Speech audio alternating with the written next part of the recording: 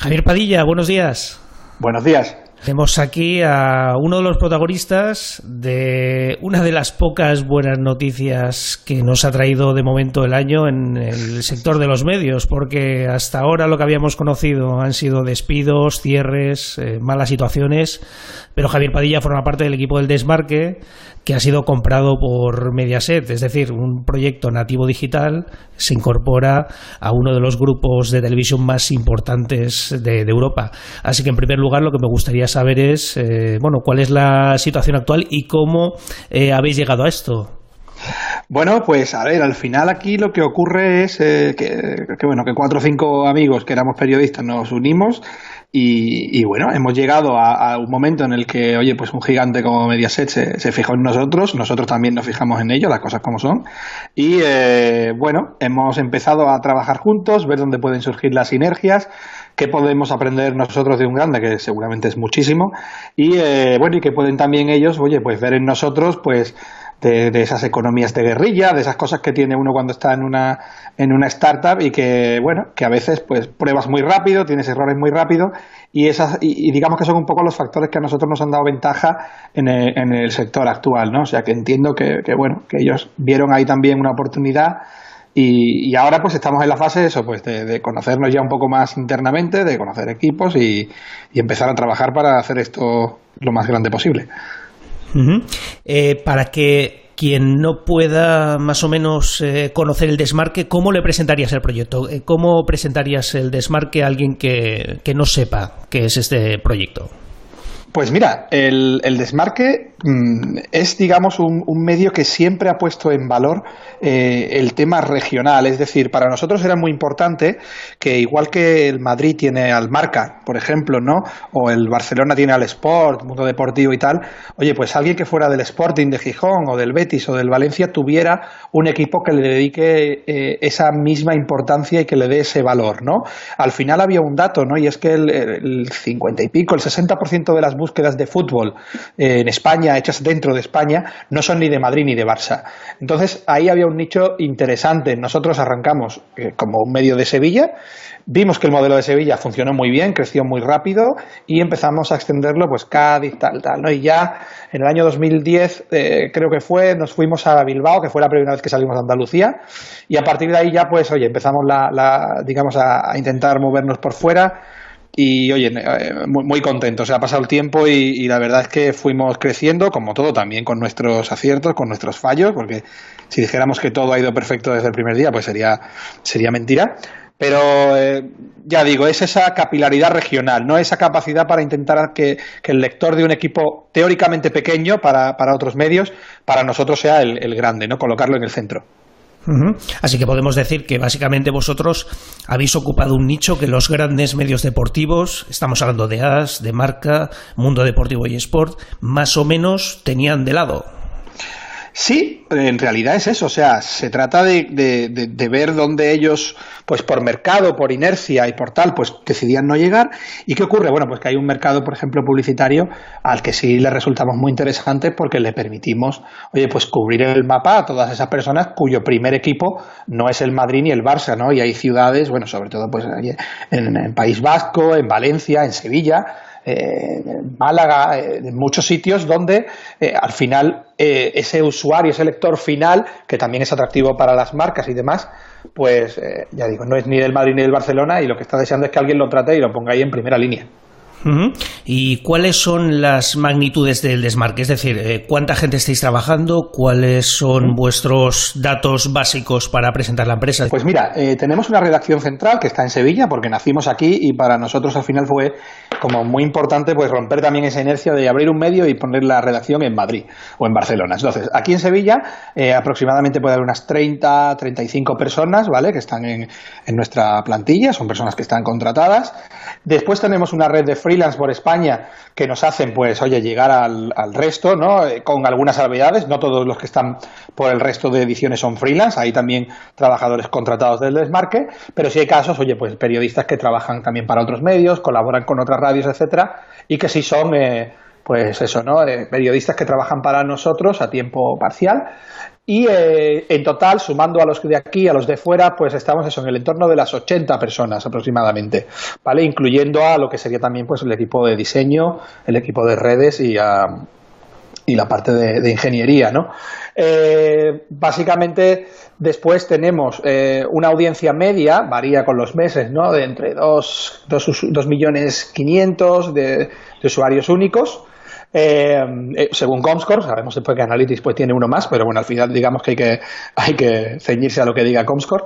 Y después pues hay como unas 40 cuentas de redes sociales, incluyendo las de los periodistas y demás, que aproximadamente nos dan una cobertura de 500.600.000 usuarios a los que llegamos cuando se distribuye el contenido, sin contar la posible viralidad, ¿no? Y después está WhatsApp, que es uno de nuestros servicios estrella, que lo empezamos en 2014 cuando no había infraestructura, ni existía WhatsApp Business, bueno, ni existía WhatsApp para escritorio, con lo cual teníamos como 8 o 9 teléfonos móviles siempre encima para distribuir la información. Y digamos que, bueno, que esas son un poco las cifras básicas, ¿no? Económicamente es un medio que ha funcionado bien, que es rentable prácticamente desde el primer día y que, bueno, ese ha sido uno de los motivos también por el que al final pues empezó a resultar atractivo para Mediaset y, bueno, y para otros grupos que también estuvieron interesados en poder adquirirlo. Uh-huh. Y teniendo en cuenta cuál es la situación actual en el sector, al principio comentaba que este comienzo de año ha sido bastante complejo para la industria. Sí. Tenemos el cierre de BuzzFeed en España, despidos en Playground, etcétera. ¿Por qué a vosotros os ha ido bien, os está yendo bien respecto a otros medios que están cerrando, que están echando a gente? Es decir, ¿cuál es el factor diferencial? Bien, bueno, cuando nosotros empezamos teníamos una dualidad ahí curiosa porque todos éramos periodistas, es decir, no había nadie que tuviera, digamos, el germen empresarial fuerte, ni una tradición empresarial fuerte, ni siquiera una tradición comercial, ¿no? Pero sí supimos ver en un momento que las marcas estaban demandando como una atención mucho más personalizada, es decir, los grandes grupos te venden banners por paquetes de miles o millones, cuando tienen muchas páginas vistas al día. Vas a esa carrera, te metes en la carrera de hacer muchas páginas vistas, muchos clics y tal, y si haces muchas impresiones, adelante, ¿no? ¿Qué ocurre? Que, bueno, al igual que en Estados Unidos, donde, bueno, como sabemos, lo que se está poniendo ya más, no de moda, sino por supervivencia, es la modalidad de suscripción, pues aquí nosotros vimos que si queríamos sobrevivir teníamos que darle a la marca algo más. Entonces empezamos a hacer mucho producto a medida de la marca. Oye, pues Vodafone, ¿qué te parece si hacemos tal cosa contigo y con nuestro servicio de WhatsApp y con las peñas? Porque llegamos a pueblecitos muy pequeños. ¡Ah, qué chulo, tal! Oye, tal marca de coche, Ford, SEAT, etcétera, ¿no? Entonces, lo que hicimos fue hacer, dentro de esa guerra de guerrillas, decir, oye, ¿qué le podemos ofrecer a cada marca? Involucrando además a la redacción, esto es importante, la redacción sabe que esto es un medio de comunicación que necesita dinero para sobrevivir. Nos encantaría a todos poder, digamos, oye, estar todos los días pendientes de un Watergate o de un supercaso, pero primero nos dedicamos al deporte donde no es tan fácil y segundo, bueno, no puedes vivir de decir voy a buscar todos los días exclusivas. Entonces dijimos, vamos a centrarnos en hacer productos muy... eso que ahora se llama branded content, aunque no es solo branded content lo que hacemos, ¿vale? Meter también a los redactores en la distribución cuando hacemos publicidad, es decir, los redactores se involucran un poco, cuando hay un producto bueno, el redactor se identifica y a sus propios seguidores, oye, pues les promueve ese producto. Y eso nos hizo llegar a una situación bastante buena hasta final del 2018, o sea, este año que ha terminado. Y ahora ya pues sí empezamos a plantearnos qué otras modalidades podemos explotar, ¿no? Ocurre una cosa, al final en el sector nuestro, en el deporte, es muy difícil conseguir una suscripción con noticias solo del Betis o con noticias normales del Betis o del Valencia. ¿Por qué? Porque hay otros medios que hacen información y es complicado, ¿no? Entonces, sí estamos intentando ver dónde podría estar el modelo de suscripción en el desmarque. O sea, si es algo vinculado a la información, si es algo vinculado a otro tipo de entretenimiento vinculado al deporte. Y que, bueno, con eso intentaríamos pues diversificar un poquito pues la pata de ingresos que ahora, pues como en muchos medios, depende casi en exclusiva de lo que es la publicidad. Aunque ya digo, no la publicidad banner, el desmarque no gana tanto o no ingresa tanto por el banner tradicional como por esas campañas ad hoc que se hacen casi siempre de forma específica. ¿Dónde le habéis vendido a la empresa a este grupo de comunicación? ¿Veis un encaje concreto que resulta muy interesante respecto a vuestra filosofía o al negocio en general? general que queréis perseguir? A ver, Mediaset al final tiene una cosa que para nosotros es fundamental, ¿no? Y es la ilusión por nuestro proyecto. Es decir, a diferencia de otros medios que a lo mejor, o otros grupos editoriales, tanto españoles como extranjeros, hemos tenido también algún intento desde fuera, nos veían más como algo exótico, ¿no? A ver por qué a estos tíos les funciona. Pero no veíamos nosotros después qué iba a pasar en el día D+1. Es decir, que vamos a ser capaces, vamos a tener, digamos, esa catapulta, vamos a tener esa posibilidad de crecer con alguien, ¿no? Y digamos que el proyecto conjunto que tenemos sí tiene pinta de poder ser bastante bueno, ¿no? Al final, Mediaset tiene, bueno, pues una serie de capacidades que todos conocemos para hacer, evidentemente, contenidos televisivos, que eso ahí está fuera de toda duda, ¿no? Que la capacidad, la estrategia, son líderes en entretenimiento, al final tienen sus fórmulas y saben cómo tener a la gente ahí sentada y pegada al mando y a la tele. Y por contra, nosotros sabemos hacer más o menos lo mismo en el mundo online y dijimos, oye, Mediaset sí tiene evidentemente una audiencia muy importante en online, pero bueno, es la que arrastra por la tele, ¿no? Habitualmente, aunque tiene sus productos digitales que también son bastante buenos. ¿Qué teníamos nosotros? Oye, pues ellos son muy potentes con Deportes 4, por ejemplo, en televisión, y también empiezan a hacerlo en online, y nosotros, pues oye, podíamos ser muy complementarios con ello, ¿no? Digamos que la complementariedad ha sido uno de los factores importantes en esta operación, es decir, qué cosas pensamos que podían encajar en este engranaje. Y ya digo, ¿no? Ahora se presenta un horizonte muy bueno donde, bueno, pues tenemos a nuestras personas a disposición de ellos y al revés, tenemos nosotros también, pues compañeros, personas, periodistas relevantes y tal que están en Mediaset, que están a nuestra disposición a nivel de medios, de formación, de todo. Pues nosotros evidentemente podemos mejorar muchísimo en nuestros productos audiovisuales porque, bueno, estamos empezando en ese sentido con el Desmarque Live y otros productos. Y ellos, por contra, pues también pueden ver, oye, pues cómo hace una startup esa pequeña guerra de guerrillas y cómo algo que, oye, pues que una empresa grande a lo mejor se gasta, por decirte algo, 100.000 euros, aquí lo hacemos con una suscripción anual de 50 euros al mes, por decir algo, ¿no? O sea, cómo nosotros buscamos esa herramientita que te permite, pues, hacer un seguimiento especial del usuario, que te permite después ofrecerle ciertas cosas para que el Customer Journey sea mejor mientras lee y al final, ya digo, ¿no? Son cosas que hemos hecho aquí en nuestro laboratorio, entre comillas, que resultan atractivas para gente grande y que ahora, al sumar su fuerza y su potencial para probarlas en grandes audiencias, pues ya digo, surgen ahí unas sinergias bastante atractivas. Uh-huh.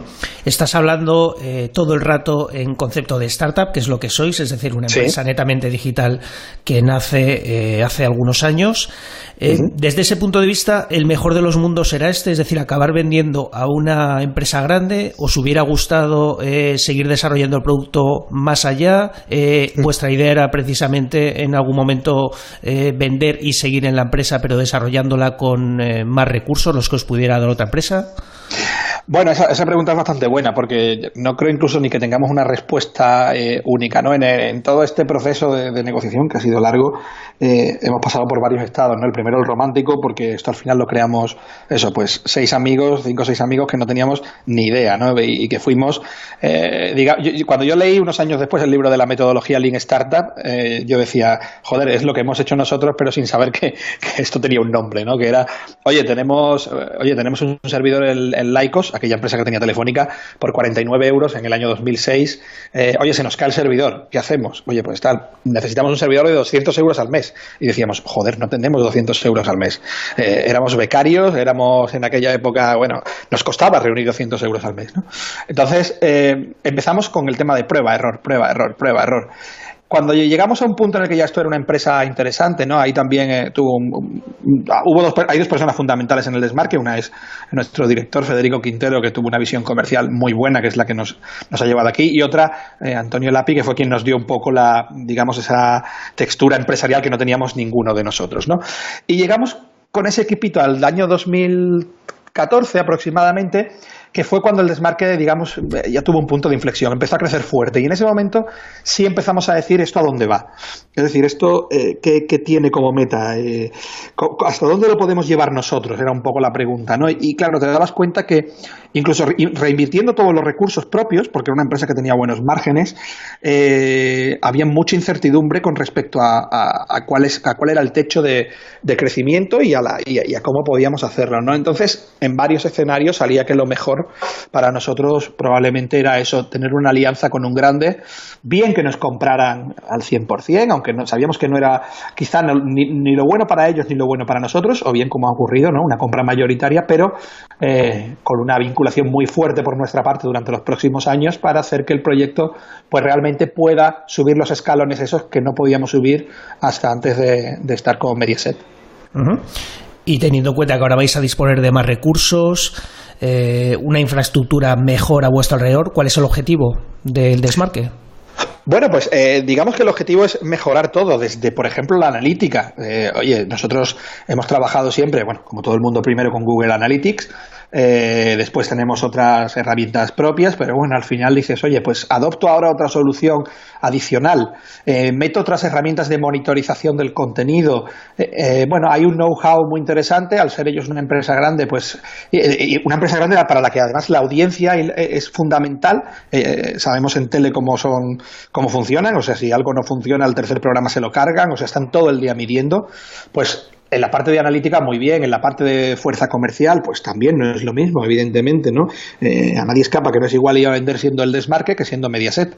A nivel de producto, la hora de la sinergia de contenidos es muy importante, puesto que ya digo, ellos ahora de repente pues ponen a nuestra disposición una serie de piezas que no teníamos y viceversa. Ahora ellos tienen de repente una serie de tentáculos en todas las provincias y donde están otros, ya digo, el Sporting, el Oviedo, el Depor, tal, que no tenían y intentaremos, oye, pues que eso se note también en su producto. En el plano de la formación, pues también un poco sabiendo, consensuando, ¿no? Oye, ¿hacia dónde vamos? Mira, pues pensamos que de los modelos de suscripción el que más nos gusta es este. ¿Qué hay que saber para poner eso en marcha? Tal, bueno, pues vamos a formarnos, vamos a crear equipos, vamos a tal, incluso nosotros a veces podemos ser un pequeño lab, ¿no? de Mediaset, decir, oye, pues vamos a probar en X ediciones qué tal funciona tal producto. No sé, creo que se abren muchas posibilidades que bueno, que ya iremos explotando y que a día de hoy probablemente no conocemos ni en un 20 o un 30%. Uh-huh. Y teniendo en cuenta que en una startup todo es muy, como tú decías, muy de marketing de guerrilla, muy de aprender rápido a hacer tú las cosas, ¿qué es lo que dirías que te ha resultado más útil aprender durante este tiempo en el Desmarque? Pues mira, mi rol en el Desmarque, ¿vale? Más o menos desde el primer día yo fui al que llamaron para decir, oye, necesitamos una web barata, básicamente, ¿no? Éramos unos amigos y me decían, oye, Javi, ¿tú podrías hacer una web barata que nos cueste 500 euros? O que yo dije, bueno, yo la hago. Y tal, ¿no? Yo aprendí mucho a escalar servicios, es decir, yo no sabía tener una página web que tuviera 10.000 usuarios simultáneos, por ejemplo, ¿no? Tampoco sabía, digamos, cómo estudiar el recorrido de un usuario, cómo ver cómo puedes mejorar tú el recorrido de ese usuario dentro de tu página, cómo realmente tienes dos mundos, como es el mobile y el desktop, y tienes que adaptarte a él. O sea, yo tuve que aprender mucho de UX, muchísimo. Tuve que aprender también de diseño, aunque es cierto que en mi etapa pasada en ABC, donde yo llevaba también pues la sección de infografía, maquetación, y en último término también estuve llevando la parte de dirección técnica en Internet. Ahí aprendí mucho, ¿no? Pues sobre, oye, libros de estilo, sobre posicionamiento web y tal. Al final aquí los equipos son muy completos. Mi compañero Álvaro era un redactor al uso antiguo en una redacción, ¿no? Y hoy en día es el encargado de contenidos digitales y audiencias. Es otra persona que ha aprendido perfectamente a leer lo que le está diciendo el lector cuando no lee precisamente algo, ¿no? Cuando no consume, cuando ves que lanzas algo y no se toca, ¿no? A Jorge Liaño le pasó algo parecido. Era un periodista puro de radio, ¿no? Estaba en Cadena COPE hace unos años. Igual tuvo que decir, bueno, pues emprendo un mundo en el que me tengo que reciclar por completo. Además nos pilló en los 30 y pocos la parte esa del reciclaje gordo, los 20 y pico.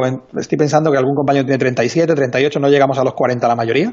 Y claro, en ese momento hubo que pasar todos de ser periodistas, algunos en prensa, otros en radio y tal, a adquirir esas capacidades que hoy vemos en los medios grandes. Ya digo, desde el posicionamiento SEO, aquí nuestra redacción, pues directamente hace el SEO cada redactor. No hay o sea, sí, estoy yo supervisando el SEO, pero no hay digamos, un SEO que lo retoca todo, porque el redactor no ha hecho el texto con orientación SEO. Aquí todos los redactores hacen el título SEO, el tal, intentan buscar sus enlaces de vuelta, intentan optimizar. Entonces, bueno, digamos que ya digo que el aprendizaje ha sido grandísimo, ha sido también en la monetización, o sea, cómo se monetiza un medio online, ¿no? Ahí quizá no, ahí sabe mucho más mi compañero, el director general, Federico Quintero, pero sí hemos tenido todos que aprender, oye, pues cómo colocar un banner para que cumpla con la viewability, para que realmente le esté aportando valor a un cliente, cómo orientar un texto, incluso decirle al cliente, oye, este texto probablemente no te va a convertir al cliente, porque nuestra experiencia nos dice que hay que intentar persuadir de esta manera, de esta otra, etcétera, ¿no? Entonces, digamos que eso ha sido como un máster acelerado en muchas disciplinas, o sea, desde abrir una web con WordPress hasta convertirla en una página de 2,5 millones de usuarios únicos, pues ahí hay un viaje curiosísimo, ¿no? Y sobre todo cómo convertirlo en una empresa. O sea, el primer día que dijimos, ¿cómo ganamos dinero? Y decía, bueno, pues vendiendo banners. ¿Y qué son banners? Y esto ocurrió en el año 2006, 2007, ¿no? ¿Y cómo se venden los banners? Pues primero lo vendíamos por tiempo, como en prensa, como se vende un faldón. Oye, pues ponte una semana ahí arriba. Y una semana ahí arriba que vale, tampoco lo sabíamos, ¿no? Fue todo prueba, error, prueba, error, prueba, error. Y ya digo que hemos aprendido un montón durante el tiempo, ha sido un viaje súper bonito y ahora, después de esta parada, se abre otro que esperamos que sea por lo menos igual. Uh-huh. Para contextualizar lo que está diciendo Javier, hay que indicar que su rol en el Desmarque es el de director técnico y también, digamos, responsable de la experiencia. Y a eso llegas a través de una experiencia muy larga en la que, como indicabas, pues pasaste por ABC de Sevilla, te ocupaste de infografía, también la propia dirección técnica. Es decir, que tú ahora mismo ya eres bastante más que el periodista que eras cuando acabaste la carrera. Sí, claro, cuando salí de la carrera llegué como llegamos casi todos a una redacción y empecé allí a decir, hostia, esto no lo he visto en clase, ostras, esto tampoco lo he visto. Ves las dinámicas, las nomenclaturas, ¿no? Las jergas que hay en cada redacción para llamar a cada cosa, en aquella época en papel. Pero bueno, yo vi rápido que la parte de escribir como tal, o generabas muchísimo valor, o sea, o eras un fiera y un tío brutal, o se podía pasar, o sea, o podía pasar un tiempo muy largo hasta que yo estuviera capacitado para ser así, ¿no? ¿Y qué ocurrió? Que dije, bueno, veo una salida interesante en la parte digital. En aquella primera época era en maquetación. Después empezamos a hacer infografía, me apunté para hacer un máster de animación 3D, para meter el 3D en la infografía. Por aquella época estaba en el mundo Alberto Cairo, que ya después se fue creo que está en Boston, trabajando. Yo seguía mucho a Alberto Cairo porque hacía una infografía en Flash súper chula, ¿no? en el mundo. Y empezamos a meter Flash, a meter otras tecnologías que algunas ya han desaparecido.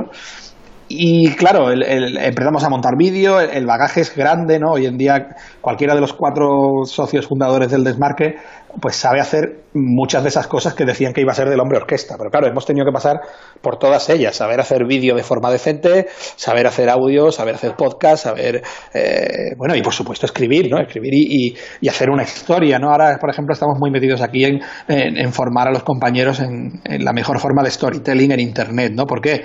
Bueno, porque te das cuenta que necesitas al final estructuras, necesitas tener patrones que seguir y es un poco ahora el momento en el que estamos, ¿no? Ya sabemos de SEO, ya sabemos hacer piezas, ya sabemos utilizar herramientas de inteligencia artificial, que también hemos metido alguna para la elaboración de vídeos.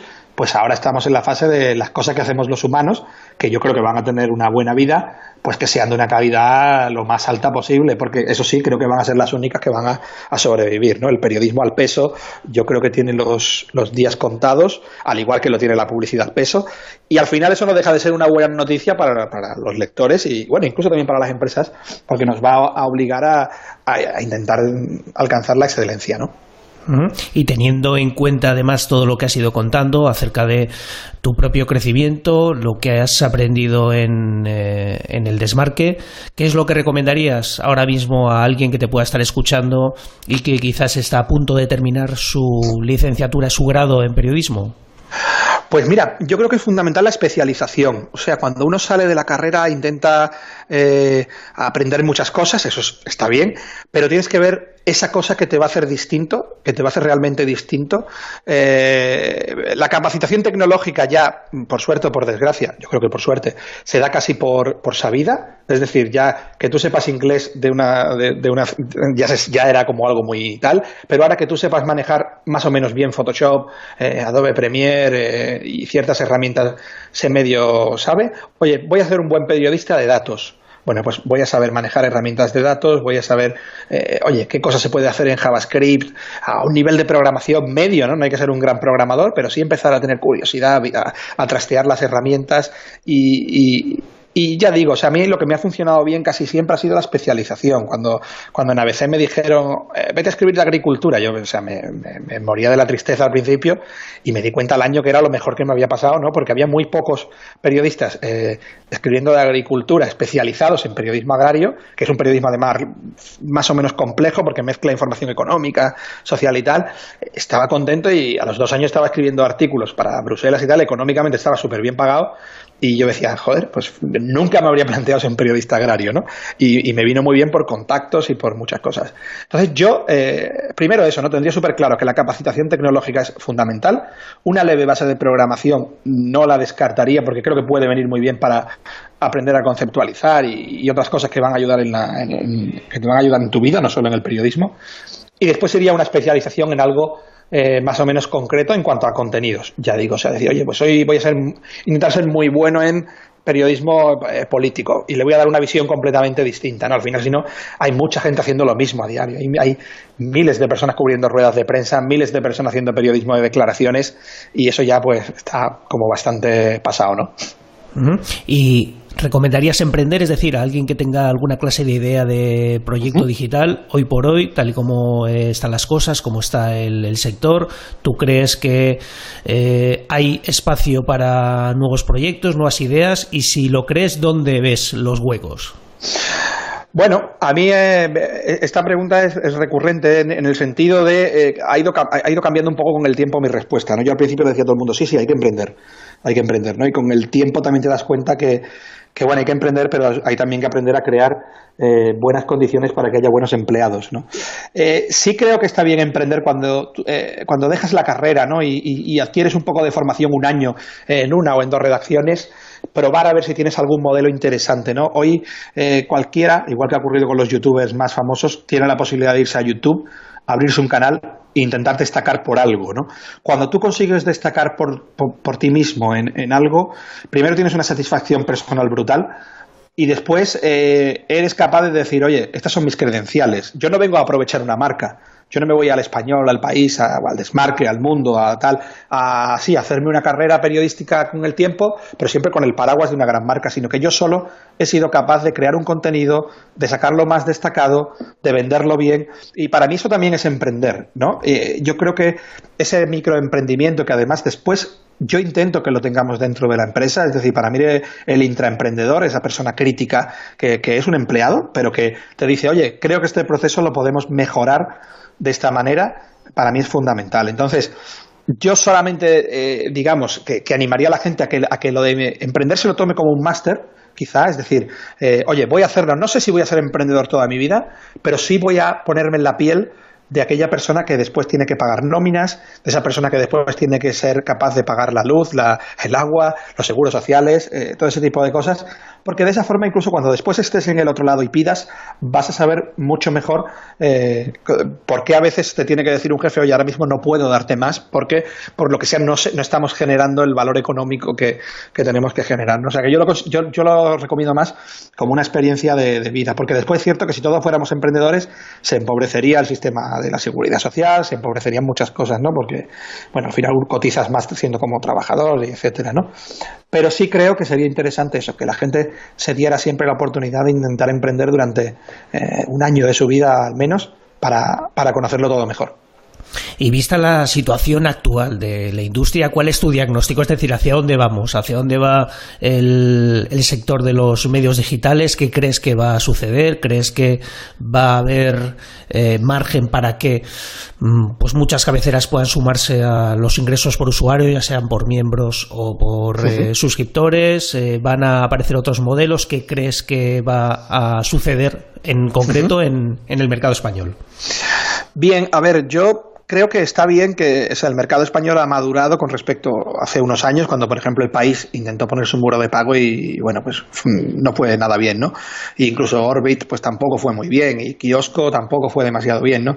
Hemos madurado porque, bueno, Netflix, HBO, Amazon Prime también, en realidad, y demás, muchos han hecho un trabajo, oye, de evangelización con respecto a, oye, hay que pagar, ¿no? Y Spotify, y nos acostumbramos a pagar. Sin embargo, tengo la duda de nuestro lado, es decir, desde el punto de vista periodístico, ¿estamos ofreciendo algo por lo que pagar? Yo creo que a día de hoy no, honestamente, no creo que al final el periodismo por el que uno paga, ¿no? Y eso lo vemos en el New York Times y otros medios grandes, es un periodismo generalmente muy bueno, ¿no? Un periodismo en el que hay reposo, en el que hay gente que tiene una capacidad crítica y de interpretación muy alta, gente con una base cultural muy importante. Y yo no digo que eso no lo tengamos en los periódicos españoles, lo tenemos, pero salvo sorpresa, si con el modelo que hoy vemos en cualquiera de los nacionales que se van a poner o que prevemos que se van a poner a la hora de pago, yo no vería el motivo para decir, oye, venga, voy a pagar todos los meses 9, 10, 15, 20 euros. Ya digo, yo creo que hay que ofrecer algo más. Porque, bueno, distinto es que todos se pongan de acuerdo y que sea imposible informarse sin hacer, oye, sin esos medios, pero eso yo lo veo complicado. O sea, hoy no entra en Twitter y tiene información en tiempo real de todo, y hay que ver si merece la pena eso, pagar ese dinero para dar el paso. Está siendo más oye, lo hacen los demás, tenemos que hacerlo, pero no nos estamos poniendo en el lado del lector de, vale, pero yo ¿por qué pago ahora 10 euros al mes por leer un suceso que lo puedo leer en cualquier otro periódico pequeño de aquí de mi... No sé, ¿no?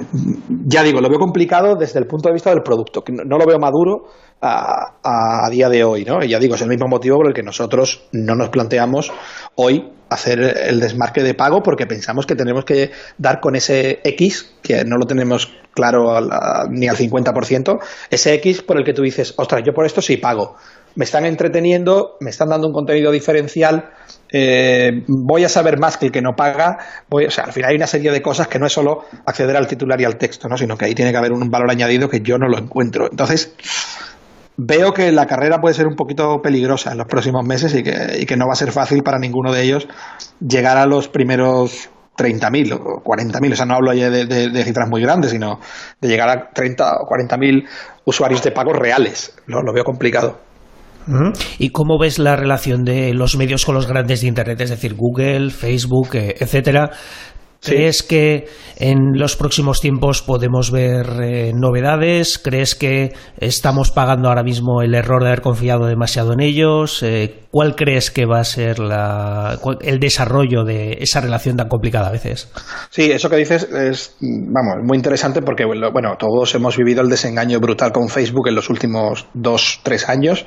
Es decir, crear equipos exprofeso para que posicionaran cosas, crearan contenidos virales, bueno, el caso de Playground, y hay tantos otros, ¿no? Que, oye, ahora Facebook nos dice que el vídeo cuadrado, todo es cuadrado. Ahora Facebook nos dice que no, que el vídeo tenga en la primera tal subtítulos, todos a por los subtítulos.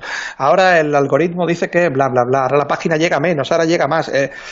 Al final dices, momento, ¿hasta cuándo voy a estar siguiendo al flautista de Amelín que me está produciendo? O sea, yo no puedo moverme al ritmo de Facebook, que por mucho que Mark Zuckerberg diga muévete rápido y rompe cosas como Leitmotiv, ¿no? Eso está muy bien para ellos, que son una empresa en bolsa gigante y tienen muchos recursos, pero cuando tú vas detrás intentando hacer tu pequeña audiencia y te cambian las leyes cada 2x3, mal, ¿no?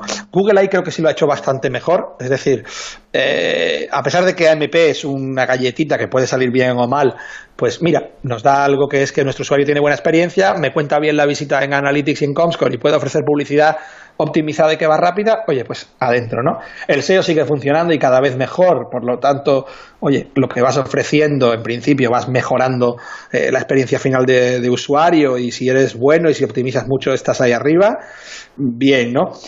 Con YouTube, pues ocurre que bueno, que a veces no sabes qué puedes publicar y que no, ¿no? Tenemos a los youtubers enfadados, pero no solo a los youtubers, tenemos también a los medios, porque, bueno, hay un hecho relevante, hay una pelea entre aficionados de dos equipos y te llega de repente un strike de YouTube diciéndote, oye, que has metido violencia, así que te cierro el canal ahora un mes. Y tú dices, pero vamos a ver, eso es un contenido informativo, es relevante, no te he metido violencia ya gratuita, no es...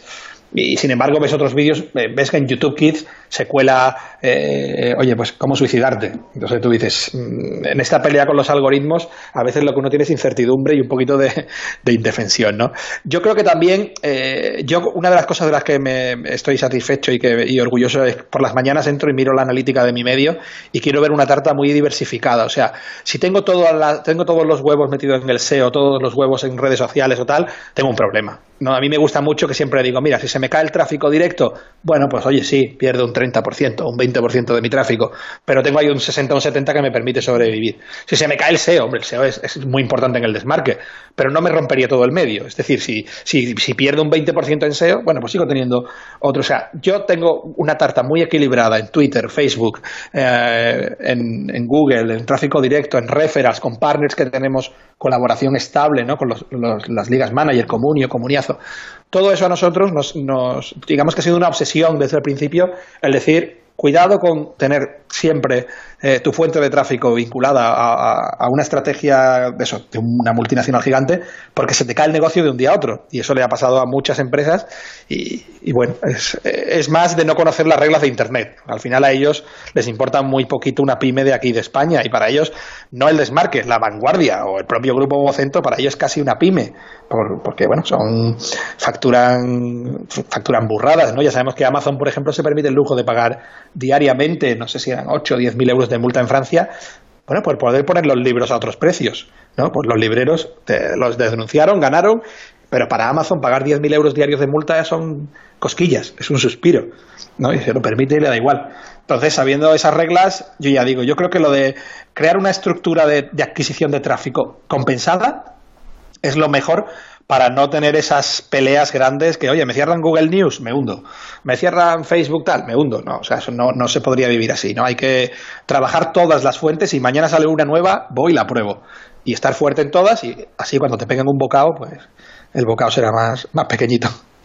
Y estabas haciendo referencia a Comscore, que como sabemos, pues en breve dejará de ser, en principio, el medidor en España. Está en una prórroga, bueno, una situación un poco extraña. ¿Cuál consideras tú que es la situación ahora mismo en medios digitales en España en torno a la medición? Es decir, ¿se está midiendo bien? Al sector publicitario, que es a fin de cuentas al que le interesa sobre todo la medición para las planificaciones, ¿se le está dando la información correcta para que tomen decisiones adecuadas? ¿Se trampea más o menos la información? Sí, a ver, eso es un tema bastante peliagudo, la verdad. Ocurre que Comscore, incluso cuando estaba Nielsen, ¿no? Casi no ha habido nunca un sistema que contentara a todas las partes. Es decir, al final, el que contenta al mundo publicitario no contenta a los medios, ¿no? Al principio Comscore parecía que era ese sistema que iba a contentar al mundo publicitario porque garantizaba, entre comillas, aunque es imposible, la unicidad más o menos del usuario, ¿no? Eso provocó que, oye, tú por tu analítica particular, la que mide Google, tengas 4 millones de usuarios únicos, pero te dice Comscore que no, que son 2. ¿No? Porque ellos te dicen que pueden controlar muy bien cómo se hace el trasvase de un dispositivo a otro y tal. Eso a día de hoy Google lo puede hacer mucho mejor por el simple hecho de que en España, hablo, ¿no? Que el 88% de los dispositivos son Android, todo el mundo está logado en su navegador. Y después, cuando pasa a su portátil o a su tablet, también está logado, ¿no? Entonces, Google sí sabe que tú eres Manolo López y que te has movido de un dispositivo a otro. Por lo tanto, ese usuario único de Google Analytics, para mí es ahora mismo el más fiable. Creo que es quien tiene el dato. O en un momento dado, Facebook podría hacerlo también, ¿no? Probablemente el tema está en que, volveríamos a tu pregunta anterior, ¿no? Si le cedemos los sistemas de analítica exclusivamente a los gigantes, pues a lo mejor, que son los que están creciendo a lo grande en publicidad, ¿no? Google y Facebook en 2017, si no recuerdo mal, se comieron el 90 y pico % del crecimiento del sector, o sea, una brutalidad que nos pone a todos un poco en alerta, ¿no? Entonces, nadie sabe cuál es la solución más correcta. Trampear, se han trampeado siempre, o sea, yo creo que al final aquí ocurre una cosa, y es que en el momento en el que tú puedas emular un navegador, ya tienes todo a tu disposición, ¿no? Empiezas a hacer saltos, que si la VPN, que si lo otro, que si te paso al usuario de Israel a España y tiro porque me toca. O sea, quien quiera trampear hoy en día puede trampear, por más que avancen los sistemas de detección y de fraude. Y, hombre, es tentador, siempre está ahí, pero yo creo que lo que hemos dicho antes, mucho mejor preocuparte cada mañana por tener una tarta de adquisición de tráfico sana, de decir, venga, voy a engañar a Comscore, porque también, como cuando engañas a Google, tú a Google lo engañas, pero lo engañas 5 meses. O sea, voy a poner titulares que al final entras y es mentira todo. Bueno, ocurrirá un momento en que el usuario se dé cuenta y cuando te baja el CTR el porcentaje de clics, ¿no? En los resultados de Google se da cuenta y te manda a la segunda página y después a la tercera y tal, ¿no? Entonces, a nivel de engaños, sí, lo que ocurre es que son engaños efímeros, ¿no? Que se puede engañar y al final pues todo el mundo intenta pues los pop-under, te vas a una página que es de descargas y se te hable por detrás un medio de comunicación. Bueno, pues eso sí, existe, pero yo entiendo que los que viven de la picaresca intentarán que siga existiendo con el paso del tiempo. Y para terminar, que tampoco quiero enredarte mucho más, me gustaría pedirte una última reflexión sobre qué es lo que deberían hacer hoy por hoy los medios para consolidar el negocio, para mejorar o por lo menos para intentar que los grandes de Internet no les recorten tanto el negocio y también pues para poder diversificar esos ingresos que puedan garantizar su supervivencia a largo plazo. Yo creo que hay una parte muy importante ahí que está en la formación, en innovación a las plantillas. Es decir, si nosotros aquí en el Desmarque no intentáramos que los redactores supieran muy bien de dónde gana dinero el Desmarque y de dónde puede ser que mañana no lo esté ganando, ellos trabajarían de una forma distinta. Es decir, ellos llegan aquí y le llamábamos algo así como el Desmarque del mañana, ¿no? Hacemos unas jornadas, casi todos los martes por la mañana, como si fuera un desayuno, donde nos dedicamos un rato a hablar de qué va a venir, por qué hoy esto es bueno y por qué mañana puede ser malo. O sea, intentamos no ver nunca una mejora en Instagram como, ¡ay, qué bueno, la panacea! Sino, oye, vale, ¿y dónde están los contras? Oye, pues los contras están en que estoy cediendo esto y lo otro. Ah, vale. O sea, cuando tú fomentas dentro de tu empresa digamos, ese carácter crítico, cuando fomentas que la gente sea curiosa, ¿no? Y que sepan que no están en un entorno hierático, sino que esto va a ir evolucionando y va a ir creciendo y que el Desmarque de hoy no se parecerá mucho al Desmarque de dentro de 2 años, que a lo mejor es una aplicación que hace vídeo, por decirte algo, ahí yo creo que se empieza a establecer una buena base porque tus propios compañeros te vienen y dicen, oye, ¿has visto esto? ¿No? Y a mí eso es algo que diferencio mucho con respecto a otras redacciones con las que he podido convivir, ¿no? Aquí mis compañeros me vienen y me dicen, oye, ¿te has enterado de...? Y hay veces que me he enterado, pero hay otras muchas en las que no me he enterado. Entonces, ellos mismos ya están tal, ¿no? Entonces, oye, ya tienes una empresita con 70 personas en las cuales a lo mejor 40 están preocupadas de esa innovación e intentan tenerla en el ADN. Intentar sorprenderte con, oye, mira qué formato he encontrado. Oye, he estado en una feria a la que me he apuntado de forma voluntaria, no porque la empresa me haya dicho sobre inteligencia artificial y periodismo. Y entonces, ahí tú por lo menos te ves un poquito mejor armado. En otras grandes corporaciones informativas, yo lo que noto es que hay un staff que en una parte está preocupado realmente y en otra está preocupado porque tiene que estar preocupado, porque le dicen sus accionistas, oye, ¿cómo vas a responder ante tal?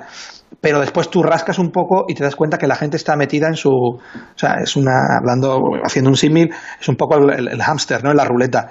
Van, producen su contenido diario, termina mi hora, me voy. Y entonces eso sí puede derivar en que esas empresas pues no vean venir el tsunami o bueno, ya sabemos lo que pasa en estos casos. Pues me quedo con esa reflexión y está claro que el desmarque no ha hecho nada de eso, teniendo en cuenta que, bueno, ahora mismo la situación es mucho mejor de la que era antes, está dentro ya de un grupo como Mediaset, uno de los grupos audiovisuales más importantes de Europa, y el futuro realmente pinta muy muy bien. Pues muchísimas gracias por la charla, Javier. Espero que el futuro del desmarque sea por lo menos tan bueno como ha sido el pasado, el desarrollo que nos has contado, y seguimos hablando. Un abrazo. Muy bien. Muchas gracias a ti, ¿eh? Un abrazo.